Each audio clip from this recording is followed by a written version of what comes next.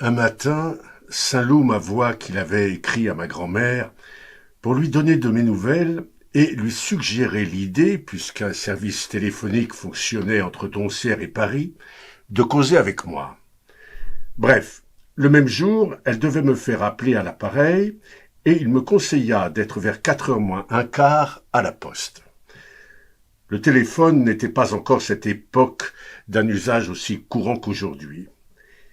Et pourtant l'habitude met si peu de temps à dépouiller de leur mystère les forces sacrées avec lesquelles nous sommes en contact que, n'ayant pas eu ma communication immédiatement, la seule pensée que j'eus, ce fut que c'était bien long, bien incommode, et presque l'intention d'adresser une plainte. Comme nous tous maintenant, je ne trouvais pas assez rapide à mon gré, dans ces brusques changements, l'admirable féerie à laquelle quelques instants suffisent pour qu'apparaisse près de nous, invisible mais présent, l'être à qui nous voulions parler, et qui, restant à sa table dans la ville qu'il habite, pour ma grand-mère c'était Paris, sous un ciel différent du nôtre, par un temps qui n'est pas forcément le même, au milieu de circonstances et de préoccupations que nous ignorons et que cet être va nous dire, se trouve tout à coup transporté à des centaines de lieues, lui et toute l'ambiance où il reste plongé, près de notre oreille, au moment où notre caprice l'a ordonné. Et nous sommes comme le personnage du conte à qui une magicienne, sur le souhait qu'il en exprime, fait apparaître, dans une clarté surnaturelle, sa grand-mère ou sa fiancée, en train de feuilleter un livre, de verser des larmes, de cueillir des fleurs, tout près du spectateur et pourtant très loin, à l'endroit même où elle se trouve réellement. Nous n'avons, pour que ce miracle s'accomplisse, qu'à approcher nos lèvres de la planchette magique et à appeler, quelquefois un peu trop longtemps, je le veux bien, les vierges vigilantes dont nous entendons chaque jour la voix sans jamais connaître le visage, et qui sont nos anges gardiens dans les ténèbres vertigineuses dont elles surveillent jalousement les portes, les toutes puissantes par qui les absents surgissent à notre côté sans qu'il soit permis de les apercevoir, les Danaïdes de l'invisible, qui sans cesse vides, remplissent, se transmettent les urnes des sons, les ironiques furies qui, au moment que nous murmurions une confidence à une amie, avec l'espoir que personne ne nous entendait, nous crient cruellement « J'écoute ». Les servantes toujours irritées du mystère, les ombrageuses prêtresses de l'invisible, les demoiselles du téléphone. Et aussitôt que notre appel a retenti, dans la nuit pleine d'apparitions sur laquelle nos oreilles s'ouvrent seules, un bruit léger, un bruit abstrait, celui de la distance supprimée, et la voix de l'être cher s'adresse à nous. C'est lui, c'est sa voix qui nous parle, qui est là, mais comme elle est loin. Que de fois je n'ai pu l'écouter sans angoisse, comme si devant cette impossibilité de voir, avant de longues heures de voyage, celle dont la voix était si près de mon oreille, je sentais mieux ce qu'il y a de décevant dans l'apparence du rapprochement le plus doux, et à quelle distance nous pouvons être des personnes aimées au moment où il semble que nous n'aurions qu'à étendre la main pour les retenir. Présence réelle que cette voix si proche, dans la séparation effective, mais anticipation aussi d'une séparation éternelle. Bien souvent, écoutant de la sorte, sans voir celle qui me parlait de si loin, il m'a semblé que cette voix clamait des profondeurs d'où l'on ne remonte pas, et j'ai connu l'anxiété qui allait m'étreindre un jour, quand une voix reviendrait ainsi, seule, et ne tenant plus à un corps que je ne devais jamais revoir, murmurer à mon oreille des paroles que j'aurais voulu embrasser au passage sur des lèvres à jamais en poussière. Ce jour-là, hélas, à Doncières, le miracle n'eut pas lieu. Quand j'arrivai au bureau de poste, ma grand-mère m'avait déjà demandé. J'entrai dans la cabine, la ligne était prise. Quelqu'un causait qui ne savait pas sans doute qu'il n'y avait personne pour lui répondre, car quand j'amenai à moi le récepteur, ce morceau de bois se mit à parler comme Polichinelle. Je le fis taire, ainsi qu'au Guignol, en le remettant à sa place. Mais comme Polichinelle, dès que je le ramenais près de moi, il recommençait son bavardage. Je finis, en désespoir de cause, en raccrochant définitivement le récepteur, par étouffer les convulsions de ce tronçon sonore qui jacassa jusqu'à la dernière seconde, et j'allai chercher l'employé qui me dit d'attendre un instant.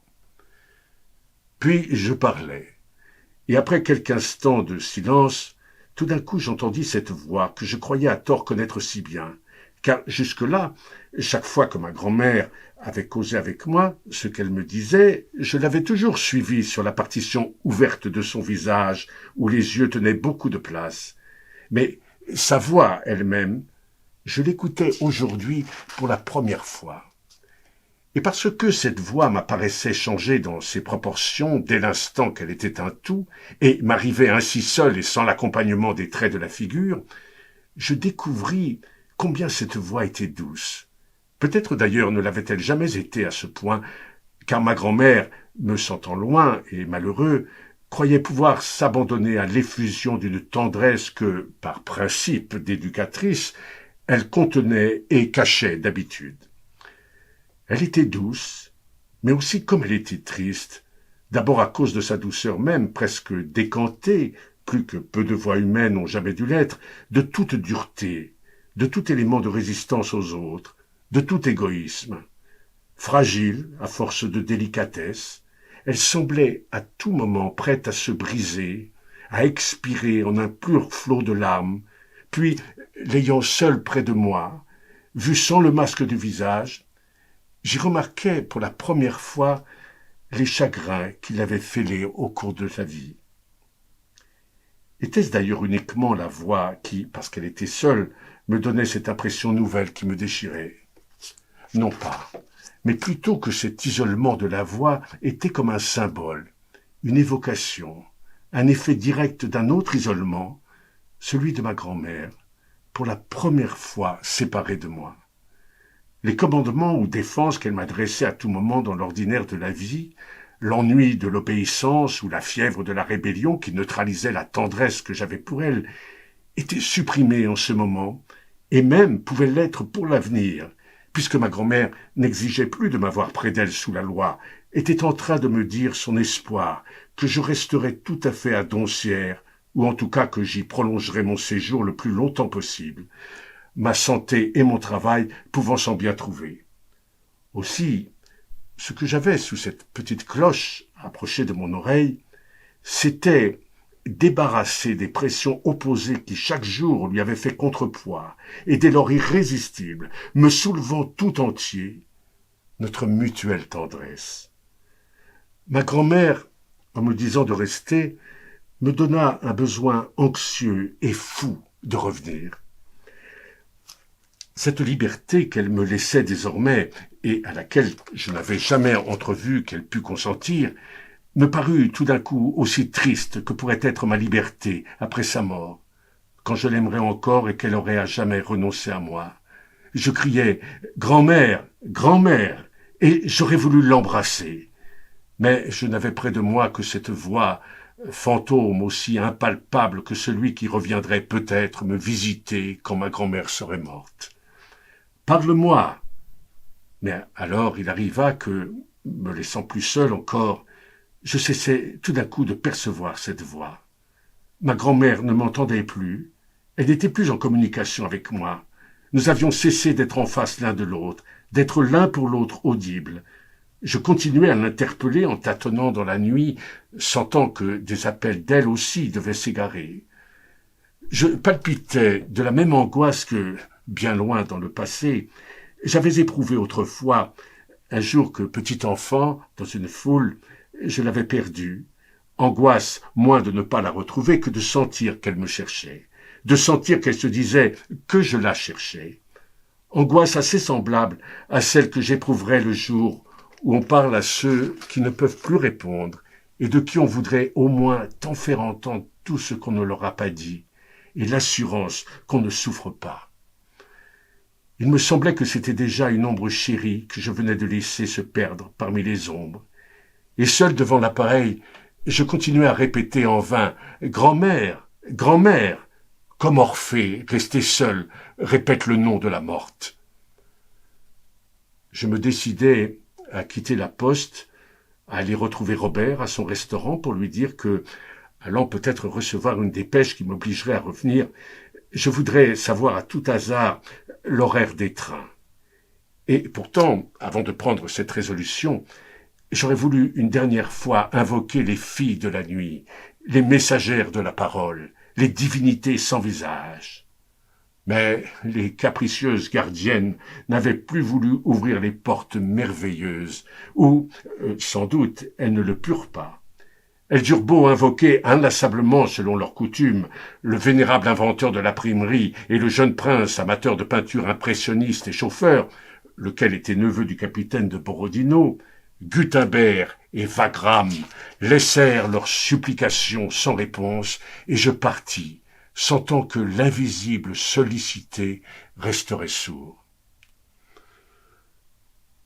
En arrivant auprès de Robert et de ses amis, je ne leur avouai pas que mon cœur n'était plus avec eux, que mon départ était déjà irrévocablement décidé. Saint-Loup parut me croire, mais j'ai su depuis qu'il avait, dès la première minute, compris que mon incertitude était simulée et que le lendemain, il ne me retrouverait pas.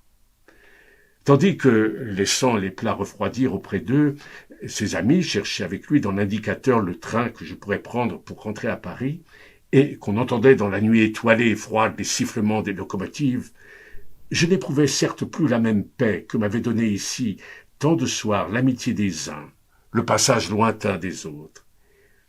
Il ne manquait pas pourtant ce soir, sous une autre forme, à ce même office. Mon départ m'accabla moins quand je ne fus plus obligé d'y penser seul, quand je sentis employé à ce qui s'effectuait l'activité plus normale et plus saine de mes énergiques amis, les camarades de Robert, et de ces autres êtres forts, les trains, dont l'allée et venue, matin et soir, de Doncières à Paris, émettièrent rétrospectivement ce qu'avait de trop compact et insoutenable mon long isolement d'avec ma grand-mère, en des possibilités quotidiennes de retour. Je ne doute pas de la vérité de tes paroles et que tu ne comptes pas partir encore, me dit en riant Saint-Loup. Mais fais comme si tu partais et viens me dire adieu demain matin de bonne heure. Sans cela, je cours le risque de ne pas te revoir. Je déjeune justement en ville. Le capitaine m'a donné l'autorisation. Il faut que je sois rentré à 2 heures au quartier car on va en marche toute la journée. Sans doute le seigneur, chez qui je déjeune, à 3 kilomètres d'ici, me ramènera à temps pour être au quartier à 2 heures. À peine disait-il ces mots qu'on va me chercher de mon hôtel. On m'avait demandé de la poste au téléphone. J'ai couru, car elle allait fermer. Le mot interurbain revenait sans cesse dans les réponses que me donnaient les employés. J'étais au comble de l'anxiété, car c'était ma grand-mère qui me demandait. Le bureau allait fermer. Enfin, j'eus la communication. « C'est toi, grand-mère ?» Une voix de femme, avec un fort accent anglais, me répondit « Oui, mais je ne reconnais pas votre voix. » Je ne reconnaissais pas davantage la voix qui me parlait, et puis ma grand-mère ne me disait pas « vous ». Enfin, tout s'expliqua. Le jeune homme que sa grand-mère avait fait demander au téléphone portait un nom presque identique au mien et habitait une annexe de l'hôtel. M'interpellant le jour même où j'avais voulu téléphoner à ma grand-mère, je n'avais pas douté un seul instant que ce fût elle qui me demanda. Or, c'était par une simple coïncidence que la poste et l'hôtel venaient de faire une double erreur.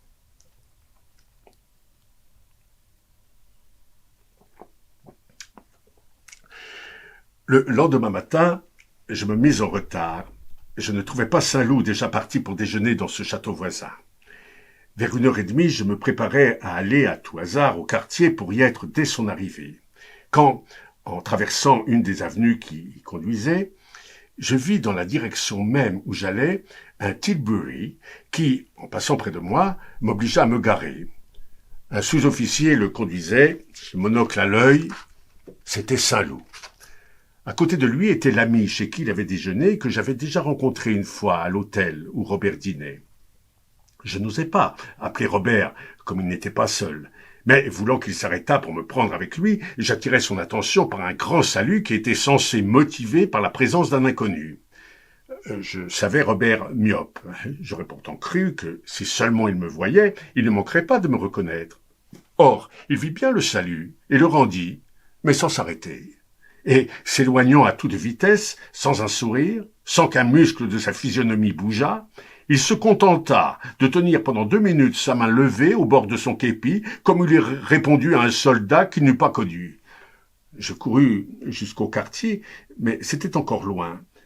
Quand j'arrivais, le régiment se formait dans la cour où on ne me laissa pas rester, et j'étais désolé de n'avoir pu dire adieu à Saint-Loup. Je montai à sa chambre, il n'y était plus. Je pus m'informer de lui à un groupe de soldats malades, des recrues dispensées de marche, le jeune bachelier, un ancien, qui regardait le régiment se former. « Vous n'avez pas vu le maréchal des logis Saint-Loup » demandai-je. « Monsieur, il est déjà descendu, » dit l'ancien. « Je ne l'ai pas vu, » dit le bachelier. « Tu ne l'as pas vu, » dit l'ancien, sans plus s'occuper de moi. « Tu n'as pas vu notre fameux Saint-Loup, ce qu'il dégote avec son nouveau falzar. Quand le capiston va voir ça, du drap d'officier. »« Ah, tu en as de bonnes, du drap d'officier, » dit le jeune bachelier, qui, malade à la chambre, n'allait pas en marche et s'essayait, non sans une certaine inquiétude, à être hardi avec les anciens. « Ce drap d'officier, c'est du drap comme ça. »« Monsieur ?» demanda avec colère l'ancien qui avait parlé du falzar. Il était indigné que le jeune bachelier mit en doute que ce falzar fût en drap d'officier, mais breton, né dans un village qui s'appelle Pergenstereden, ayant appris le français aussi difficilement que s'il eût été anglais ou allemand, quand il se sentait possédé par une émotion, il disait 2 ou 3 fois « Monsieur » pour se donner le temps de trouver ses paroles, puis après cette préparation, il se livrait à son éloquence, se contentant de répéter quelques mots qu'il connaissait mieux que les autres, mais sans hâte, en prenant ses précautions contre son manque d'habitude de la prononciation. « Ah, c'est du drap comme ça, » reprit-il avec une colère, dont s'accroissait progressivement l'intensité et la lenteur de son débit. « Ah, c'est du drap comme ça. Quand je te dis que c'est du drap d'officier, quand je te le dis, puisque je te le dis, c'est ce que je le sais, je pense. »« Ah, alors, dit le jeune bachelier, vaincu par cette argumentation, c'est pas à nous qu'il faut faire des boniments à la noix de coco. Tiens, v'là justement le capiston qui passe. Non mais regarde un peu Saint-Loup, c'est ce coup de lancer la jambe, et puis sa tête, dirait-on un sous-off, et le monocle, ah, il va un peu partout. Je demandais à ces soldats que ma présence ne troublait pas à regarder aussi par la fenêtre. Ils ne m'en empêchèrent pas, ni ne se dérangèrent. Je vis le capitaine de Borodino passer majestueusement en faisant trotter son cheval et semblant avoir l'illusion qu'il se trouvait à la bataille d'Austerlitz. Quelques passants étaient assemblés devant la grille du quartier pour voir le régiment sortir. Droit sur son cheval, le visage un peu gras, les joues d'une plénitude impériale, l'œil lucide, le prince devait être le jouet de quelque hallucination, comme je l'étais moi-même chaque fois qu'après le passage du tramway, le silence qui suivait son roulement me semblait parcouru et strié par une vague palpitation musicale. J'étais désolé de ne pas avoir dit adieu à Saint-Loup, mais je partis tout de même, car mon seul souci était de retourner auprès de ma grand-mère. Jusqu'à ce jour, dans cette petite ville, quand je pensais à ce que ma grand-mère faisait seule, je me la représentais telle qu'elle était avec moi, mais en me supprimant, sans tenir compte des effets sur elle de cette suppression. Maintenant, j'avais à me délivrer au plus vite, dans ses bras, du fantôme insoupçonné jusqu'alors et soudain évoqué par sa voix, d'une grand-mère réellement séparée de moi, résignée, ayant ce que je ne lui avais pas encore jamais connu, un âge, et qui venait de recevoir une lettre de moi dans l'appartement vide où j'avais déjà imaginé maman quand j'étais parti pour Balbec. Hélas, ce fantôme-là, ce fut lui que j'aperçus quand, entré au salon sans que ma grand-mère fût avertie de mon retour, je la trouvai en train de lire. J'étais là, ou plutôt je n'étais pas encore là puisqu'elle ne le savait pas, et comme une femme qu'on surprend en train de faire un ouvrage qu'elle cachera si on entre, elle était livrée à des pensées qu'elle n'avait jamais montrées devant moi. De moi, par ce privilège qui ne dure pas, et où nous avons pendant le court instant du retour la faculté d'assister brusquement à notre propre absence, il n'y avait là que le témoin, l'observateur, en chapeau et manteau de voyage, l'étranger qui n'est pas de la maison, le photographe qui vient prendre un cliché des lieux qu'on ne reverra plus. Ce qui, mécaniquement, se fit à ce moment dans mes yeux quand j'aperçus ma grand-mère, ce fut bien une photographie. Nous ne voyons jamais les êtres chéris que dans le système animé, le mouvement perpétuel de notre incessante tendresse, laquelle, avant de laisser les images que nous présentent leur visage arriver jusqu'à nous, les prend dans son tourbillon, les rejette sur l'idée que nous nous faisons d'eux depuis toujours, les fait adhérer à elle, coïncider avec elle. Comment, puisque le front, les joues de ma grand-mère, je leur faisais signifier ce qu'il y avait de plus délicat et de plus permanent dans son esprit. Comment, puisque tout regard habituel est une nécromancie et chaque visage qu'on aime le miroir du passé, comment n'en eussé-je pas omis ce qui en elle avait pu s'alourdir et changer, alors que, même dans les spectacles les plus indifférents de la vie, notre œil, chargé de pensées, néglige, comme ferait une tragédie classique, toutes les images qui ne concourent pas à l'action et ne retient que celles qui peuvent en rendre intelligible le but, mais qu'au lieu de notre œil, ce soit un objectif purement matériel, une plaque photographique qui est regardée alors ce que nous verrons, par exemple dans la cour de l'Institut, au lieu de la sortie d'un académicien qui veut appeler un fiacre, ce sera sa titubation, ses précautions pour ne pas tomber en arrière, la parabole de sa chute, comme s'il était ivre, ou que le sol fût couvert de verglas. Il en est de même quand quelques cruelles ruses du hasard empêchent notre intelligente et pieuse tendresse d'accourir à temps pour cacher à nos regards ce qu'ils ne doivent jamais contempler.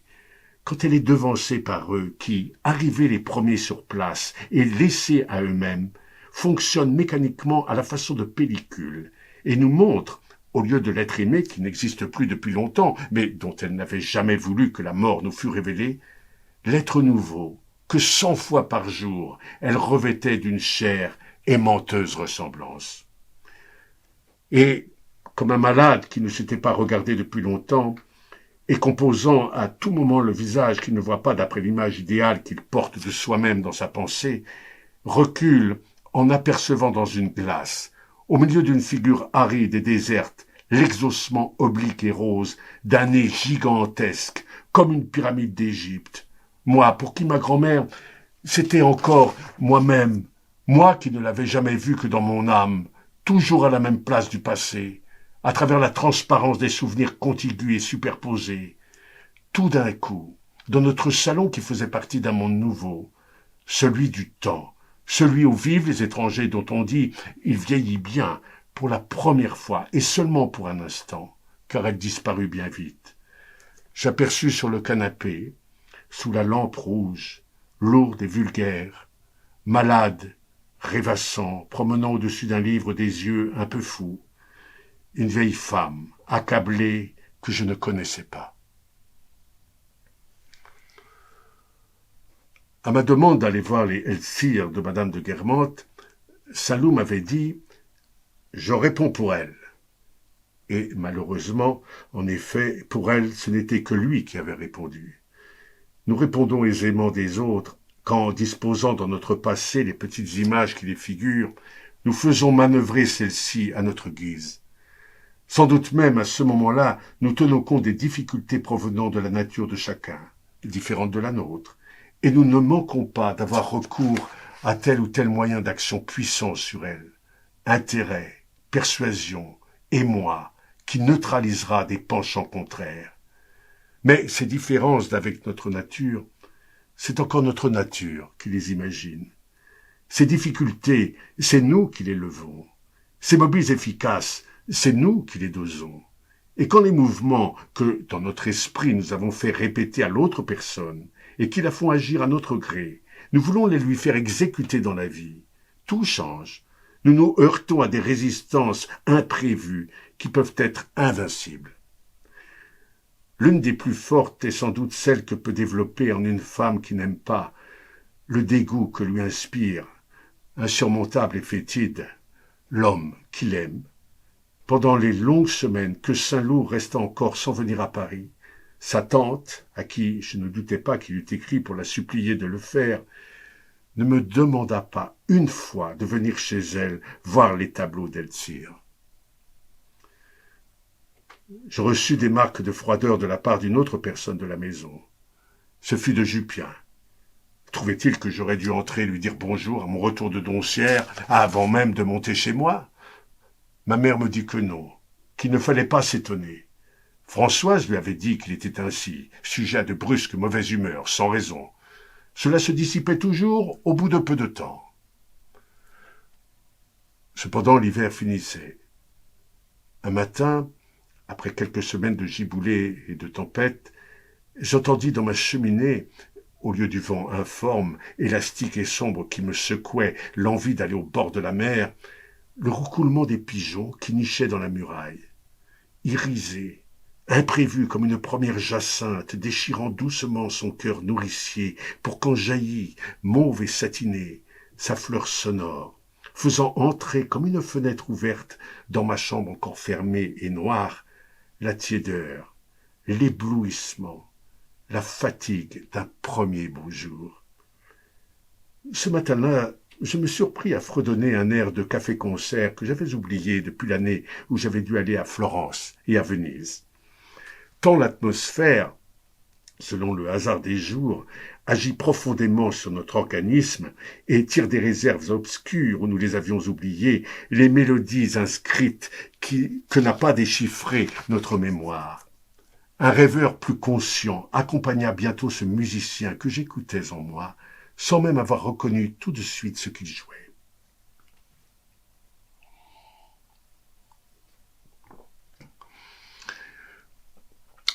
Je sentais bien que les raisons n'étaient pas particulières à Balbec pour lesquelles, quand j'étais arrivé, je n'avais plus trouvé à son église le charme qu'elle avait pour moi avant que je la connusse. Qu'à Florence, à Parme ou à Venise, mon imagination ne pourrait pas davantage se substituer à mes yeux pour regarder. Je le sentais. De même, un soir du 1er janvier, à la tombée de la nuit, devant une colonne d'affiches, j'avais découvert l'illusion qu'il y a à croire que certains jours de fête diffèrent essentiellement des autres. Et pourtant, je ne pouvais pas empêcher que le souvenir du temps pendant lequel j'avais cru passer à Florence la semaine sainte ne continuât à faire d'elle, comme l'atmosphère de la Cité des Fleurs, à donner à la fois au jour de Pâques quelque chose de florentin et à Florence quelque chose de pascal. La semaine de Pâques était encore loin. Mais dans la rangée des jours qui s'étendait devant moi, les jours saints se détachaient plus clairs au bout des jours mitoyens.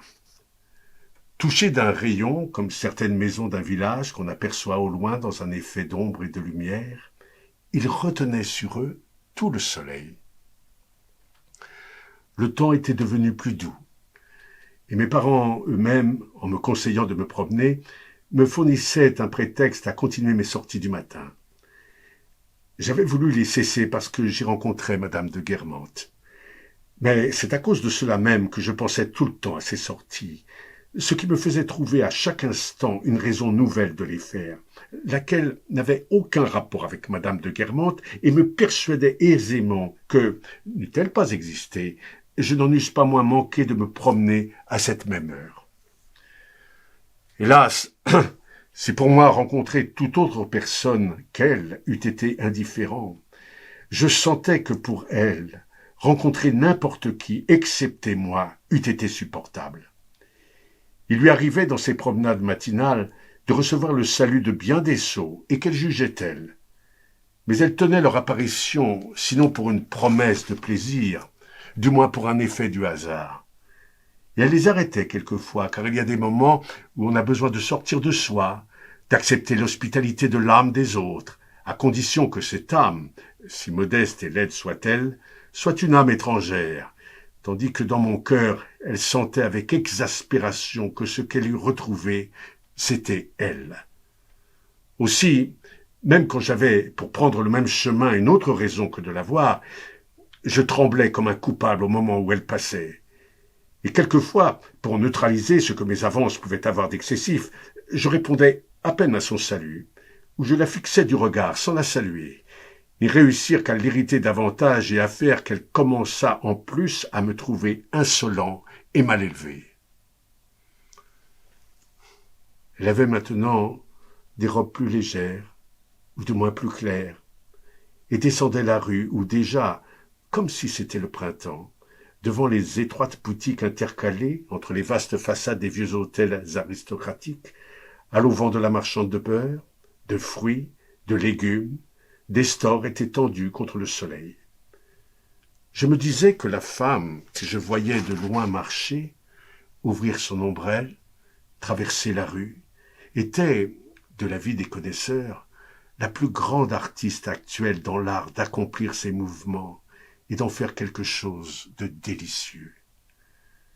Cependant, elle s'avançait ignorante de cette réputation éparse, son corps étroit, réfractaire, et qui n'en avait rien absorbé, était obliquement cambré sous une écharpe de surat violet.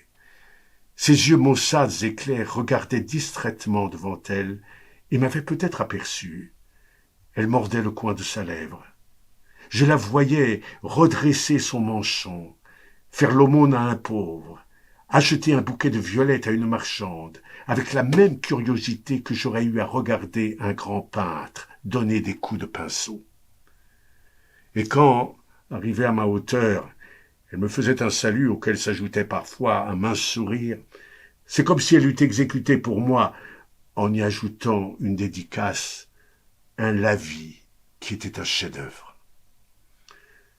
Chacune de ces robes m'apparaissait comme une ambiance naturelle, nécessaire, comme la projection d'un aspect particulier de son âme.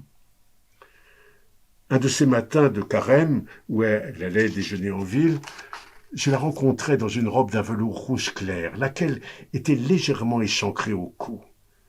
Le visage de madame de Guermantes paraissait rêveur sous ses cheveux blonds.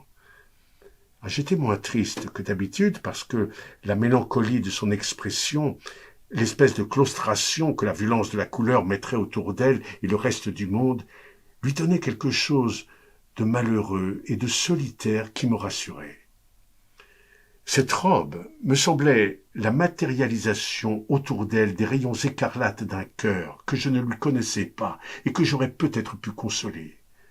Réfugiée dans la lumière mystique de l'étoffe aux flots adoucis, elle me faisait penser à quelque sainte des premiers âges chrétiens. Alors j'avais honte d'affliger par ma vue cette martyre. Mais après tout, la rue est à tout le monde.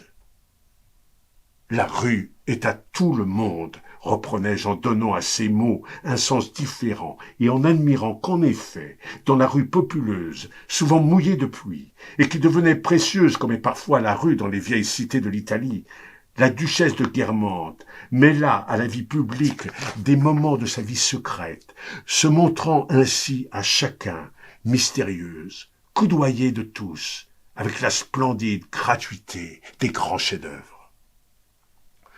Comme je sortais le matin, après être resté éveillé toute la nuit, l'après-midi, mes parents me disaient de me coucher un peu et de chercher le sommeil. Il n'y a pas besoin pour savoir le trouver de beaucoup de réflexion, mais l'habitude y est très utile, et même l'absence de réflexion.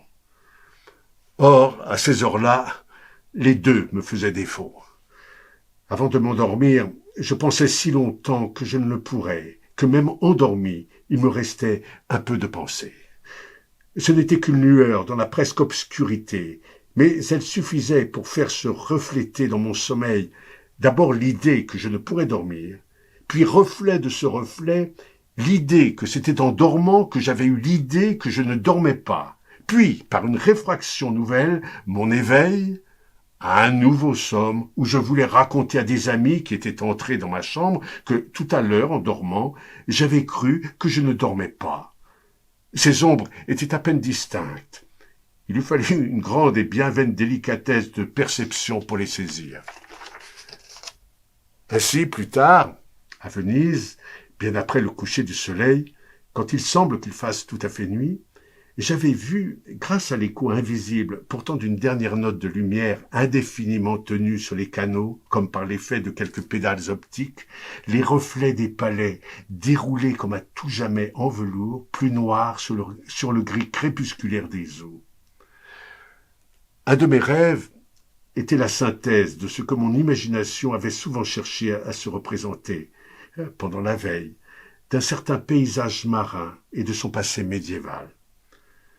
Dans mon sommeil, je voyais une cité gothique au milieu d'une mer, aux flots immobilisés comme sur un vitrail. Un bras de mer divisait en deux la ville. L'eau verte s'étendait à mes pieds. Elle baignait sur la rive opposée une église orientale, puis des maisons qui existaient encore dans le XIVe siècle, si bien qu'aller vers elles, c'eût été remonter le cours des âges. Ce rêve, où la nature avait appris l'art, où la mer était devenue gothique, ce rêve où je désirais, où je croyais absorbé à l'impossible, il me semblait l'avoir déjà fait souvent. Mais comme c'est le propre de ce qu'on imagine en dormant de se multiplier dans le passé et de paraître, bien qu'étant nouveau, familier, je crus m'être trompé. Je m'aperçus au contraire que je faisais en effet souvent ce rêve. Les amoindrissements mêmes qui caractérisent le sommeil se reflétaient dans le mien, mais d'une façon symbolique. Je ne pouvais pas dans l'obscurité distinguer le visage des amis qui étaient là, car on dort les yeux fermés. Moi qui me tenais sans fin des raisonnements verbaux en rêvant, dès que je voulais parler à ses amis, je sentais le son s'arrêter dans ma gorge, car on ne parle pas distinctement dans le sommeil. Je voulais aller à eux, et je ne pouvais pas déplacer mes jambes, car on n'y marche pas non plus. Et tout à coup, j'avais honte de paraître devant eux, car on dort déshabillé. Tels les yeux aveugles, les lèvres scellées, les jambes liées, le corps nu, la figure du sommeil que projetait mon sommeil lui-même avait l'air de ces grandes figures allégoriques où Giotto a représenté l'envie avec un serpent dans la bouche et que Swann m'avait donné. Saint-Lô vint à Paris pour quelques heures seulement. Tout en m'assurant qu'il n'avait pas eu l'occasion de parler de moi à sa cousine, « Elle n'est pas gentille du tout, Oriane, me dit-il, en se trahissant naïvement. Ce n'est plus mon Oriane d'autrefois, on me l'a changée. Je t'assure qu'elle ne vaut pas la peine que tu t'occupes d'elle. Tu lui fais beaucoup trop d'honneur. Tu ne veux pas que je te présente à ma cousine Poictiers ?» ajouta-t-il sans se rendre compte que cela ne pourrait me faire aucun plaisir. « Voilà une jeune femme intelligente qui te plairait. Elle a épousé mon cousin, le duc de Poictiers, qui est un bon garçon, mais un peu simple pour elle. Je lui ai parlé de toi. Elle m'a demandé de t'amener. Elle est autrement jolie qu'Oriane et plus jeune. C'est quelqu'un de gentil, tu sais. C'est quelqu'un de bien. » C'étaient des expressions nouvellement, d'autant plus ardemment, adoptées par Robert et qui signifiaient qu'on avait une nature délicate.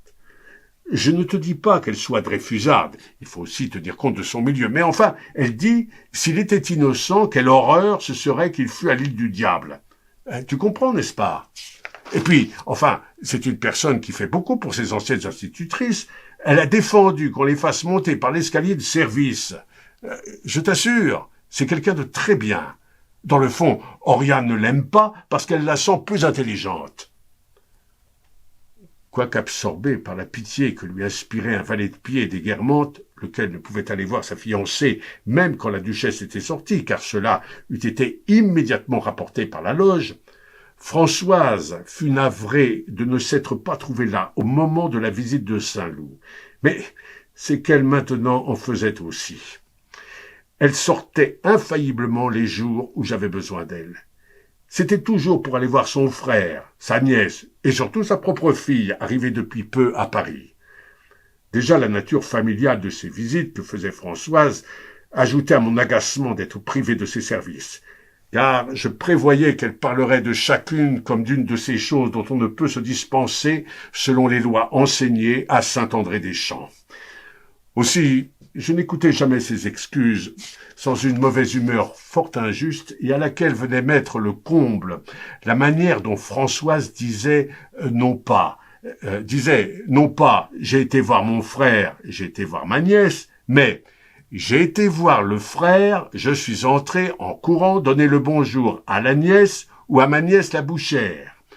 Quant à sa fille, Françoise eût voulu la voir retourner à Combray. Mais la nouvelle parisienne, usant comme une élégante d'abréviatif, mais vulgaire, elle disait que la semaine qu'elle devait aller passer à Combray lui semblerait bien longue sans avoir seulement l'intrant. Elle voulait encore moins aller chez la sœur de Françoise, dont la province était montagneuse, car les montagnes, disait la fille de Françoise en donnant à intéressant un sens affreux et nouveau, ce n'est guère intéressant. Elle ne pouvait se décider à retourner à mes églises, où le monde est si bête, où au marché les commères, les Pétrous se découvriraient un cousinage avec elle et diraient « Tiens, mais c'était pas la fille au défunt Basilo !» Elle aimait mieux mourir que de retourner se fixer là-bas, maintenant qu'elle avait goûté à la vie de Paris. Et Françoise, traditionnaliste, souriait pourtant avec complaisance à l'esprit d'innovation qu'incarnait la nouvelle parisienne quand elle disait « Eh bien, mère, si tu n'as pas ton jour de sortie, tu n'as qu'à m'envoyer un pneu. »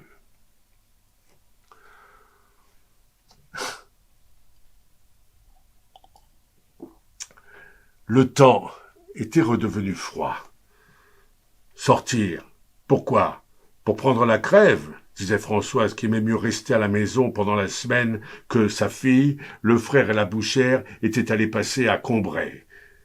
D'ailleurs, dernière sectatrice en qui survécut obscurément la doctrine de ma tante Léonie, sachant la physique, Françoise ajoutait en parlant de ces temps hors de saison, « C'est le restant de la colère de Dieu ». Mais je ne répondais à ces plaintes que par un sourire plein de langueur, d'autant plus indifférent à ces prédictions que, de toute manière, il ferait beau pour moi. Déjà je voyais briller le soleil du matin sur la colline de Fiesole. Je me chauffais à ses rayons. Leur force m'obligeait à ouvrir et à fermer à demi les paupières. En souriant, et comme des veilleuses d'albâtre, elles se remplissaient d'une lueur rose. Ce n'étaient pas seulement les cloches qui revenaient d'Italie. L'Italie était venue avec elles. Mes mains fidèles ne manqueraient pas de fleurs pour honorer l'anniversaire du voyage que j'avais dû faire jadis, car depuis qu'à Paris, le temps était redevenu froid, comme une autre année au moment de nos préparatifs de départ à la fin du carême, dans l'air liquide et glacial qui les baignait, les marronniers, les platanes des boulevards, l'arbre de la cour de notre maison, entrouvaient déjà leurs feuilles comme dans une coupe d'eau pure, les narcisses, les jonquilles, les anémones du Ponte Vecchio. Mon père nous avait raconté qu'il savait maintenant par A.J. où allait M. de Norpois quand il le rencontrait dans la maison. C'était chez Madame de Villeparisis. Il la connaît beaucoup, je n'en savais rien. Il paraît que c'est une personne délicieuse, une femme supérieure. Tu devrais aller la voir, me dit-il. Du reste, j'ai été très étonné. Il m'a parlé de M. de Guermantes comme d'un homme tout à fait distingué, et je l'avais toujours pris pour une brute. Il paraît qu'il sait infiniment de choses, qu'il a un goût parfait. Il est seulement très fier de son nom et de ses alliances. Mais du reste, au dire de Norpois, sa situation est énorme, non seulement ici, mais partout en Europe. Il paraît que l'empereur d'Autriche, l'empereur de Russie, le traite tout à fait en ami. Le père Norpois m'a dit que Madame de Villeparisis t'aimait beaucoup et que tu ferais dans son salon la connaissance de gens intéressants. Il m'a fait un grand éloge de toi. Tu le retrouveras chez elle et il pourrait être pour toi d'un bon conseil, même si tu dois écrire. Car je vois que tu ne feras pas autre chose. On peut trouver cela une belle carrière. Moi, ce n'est pas ce que j'aurais préféré pour toi, mais tu seras bientôt un homme, nous ne serons pas toujours auprès de toi, et il ne faut pas que nous t'empêchions de suivre ta vocation. Si au moins j'avais pu commencer à écrire.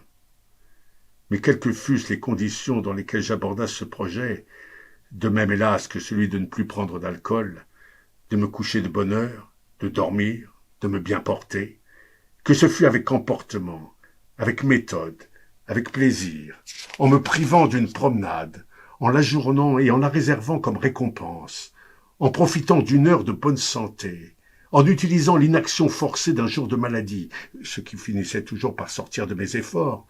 C'était une page blanche, vierge de toute écriture, inéluctable comme cette carte forcée que dans certains tours on finit fatalement par tirer, de quelque façon qu'on eût préalablement brouillé le jeu. Je n'étais que l'instrument d'habitude de ne pas travailler, de ne pas me coucher, de ne pas dormir, qui devait se réaliser coûte que coûte. Si je ne leur résistais pas, si je me contentais du prétexte qu'elles tiraient de la première circonstance venue que leur offrait ce jour-là pour les laisser agir à leur guise, je m'en tirais sans trop de dommages. Je reposais quelques heures tout de même à la fin de la nuit. Je lisais un peu, je ne faisais pas trop d'excès. Mais si je voulais les contrarier, si je prétendais entrer tôt dans mon lit, ne boire que de l'eau, travailler, elles s'irritaient. Elles avaient recours aux grands moyens. Elles me rendaient tout à fait malade. J'étais obligé de doubler la dose d'alcool. Je ne me mettais pas au lit de 2 jours. Je ne pouvais même plus lire.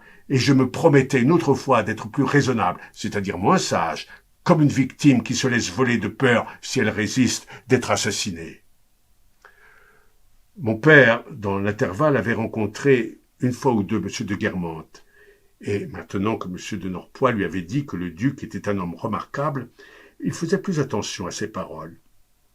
Justement, ils parlèrent dans la cour de Madame de Villeparisis. Il m'a dit que c'était sa tante. Il prononce Viparisis. Il m'a dit qu'elle était extraordinairement intelligente. Il a même ajouté qu'elle tenait un bureau d'esprit, ajouta mon père impressionné par le vague de cette expression qu'il avait bien lue 1 ou 2 fois dans des mémoires, mais à laquelle il n'attachait pas un sens précis. Ma mère avait tant de respect pour lui que, le voyant ne pas trouver indifférent que Madame de Villeparisis d'un bureau d'esprit, elle jugea que ce fait était de quelque conséquence. Bien que par ma grand-mère, elle sût de tout temps ce que valait exactement la marquise, elle s'en fit immédiatement une idée plus avantageuse. Ma grand-mère, qui était un peu souffrante, ne fut pas d'abord favorable à la visite, puis s'en désintéressa. Depuis que nous habitions notre nouvel appartement, Madame de Villeparisis lui avait demandé plusieurs fois d'aller la voir. Et toujours ma grand-mère avait répondu qu'elle ne sortait pas en ce moment. Dans une de ses lettres que, par une habitude nouvelle et que nous ne comprenions pas, elle ne cachetait plus jamais elle-même et laissait à Françoise le soin de fermer. Quant à moi, sans bien me représenter ce bureau d'esprit, je n'aurais pas été très étonné de trouver la vieille dame de Balbec installée devant un bureau, ce qui du reste arriva. Mon père aurait bien voulu par surcroît savoir si l'appui de l'ambassadeur lui vaudrait beaucoup de voix à l'Institut où il comptait se présenter comme membre libre. À vrai dire, tout en n'osant pas douter de l'appui de M. de Norpois, il n'avait pourtant pas de certitude. Il avait cru avoir affaire à de mauvaises langues quand on lui avait dit au ministère que M. de Norpois, désirant être seul à y représenter l'Institut, ferait tous les obstacles possibles à une candidature qui, d'ailleurs, le gênerait particulièrement en ce moment où il en soutenait une autre. Pourtant, quand M. le roi Beaulieu lui avait conseillé de se présenter et avait supputé ses chances, avait-il été impressionné de voir que, parmi les collègues sur qui il pouvait compter en cette circonstance, l'éminent économiste n'avait pas cité M. de Norpois. Mon père n'osait poser directement la question à l'ancien ambassadeur, mais espérait que je reviendrais de chez Madame de Villeparisis avec son élection faite. Cette visite était imminente. La propagande de M. de Norpois, capable en effet d'assurer à mon père les 2/3 de l'Académie, lui paraissait d'ailleurs d'autant plus probable que l'obligeance de l'ambassadeur était proverbiale. Les gens qui l'aimaient le moins, reconnaissant que personne n'aimait autant que lui à rendre service. Et d'autre part, au ministère, sa protection s'étendait sur mon père d'une façon beaucoup plus marquée que sur tout autre fonctionnaire. Mon père fit une autre rencontre, mais qui, celle-là, lui causa un étonnement, puis une indignation extrême. Il passa dans la rue près de Madame Sazerat, dont la pauvreté relative réduisait la vie à Paris à de rares séjours chez une amie. Personne, autant que madame Sazerat, n'ennuyait mon père, au point que maman était obligée, une fois par an, de lui dire d'une voix douce et suppliante « Mon ami, il faudrait bien que j'invite une fois madame Sazerat. Elle ne restera pas tard. Et même, écoute, mon ami, je vais te demander un grand sacrifice. Va faire une petite visite à madame Sazerat. Tu sais que je n'aime pas t'ennuyer, mais ce serait si gentil de ta part. » Mon père riait, se fâchait un peu et allait faire cette visite. Malgré donc que madame Sazerat ne le divertit pas. Mon père, la rencontrant, alla vers elle en se découvrant, mais à sa profonde surprise, madame Sazerat se contenta d'un salut glacé, forcé par la politesse envers quelqu'un qui est coupable d'une mauvaise action ou est condamné à vivre désormais dans un hémisphère différent. Mon père était rentré fâché, stupéfait. Le lendemain, ma mère rencontra madame Sazerat dans un salon. Celle-ci ne lui tendit pas la main et lui sourit d'un air vague et triste, comme à une personne avec qui on a joué dans son enfance, mais avec qui on a cessé depuis lors toute relation parce qu'elle a mené une vie de débauche, épousé un forçat ou, qui pisait, un homme divorcé.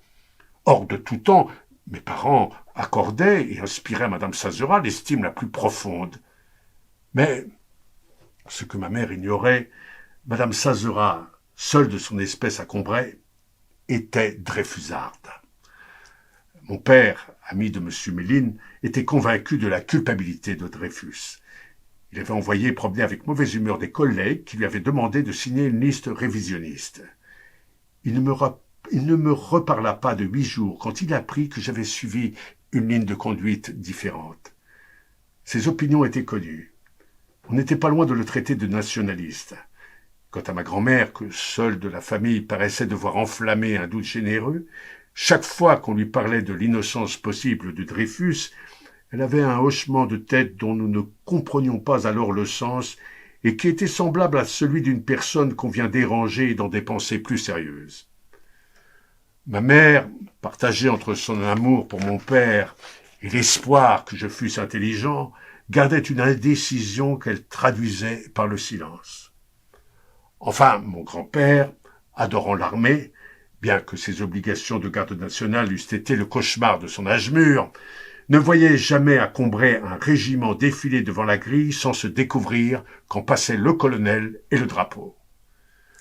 Tout cela était assez pour que madame Sazerat, qui connaissait à fond la vie de désintéressement et d'honneur de mon père et de mon grand-père, les considérât comme des suppôts de l'injustice.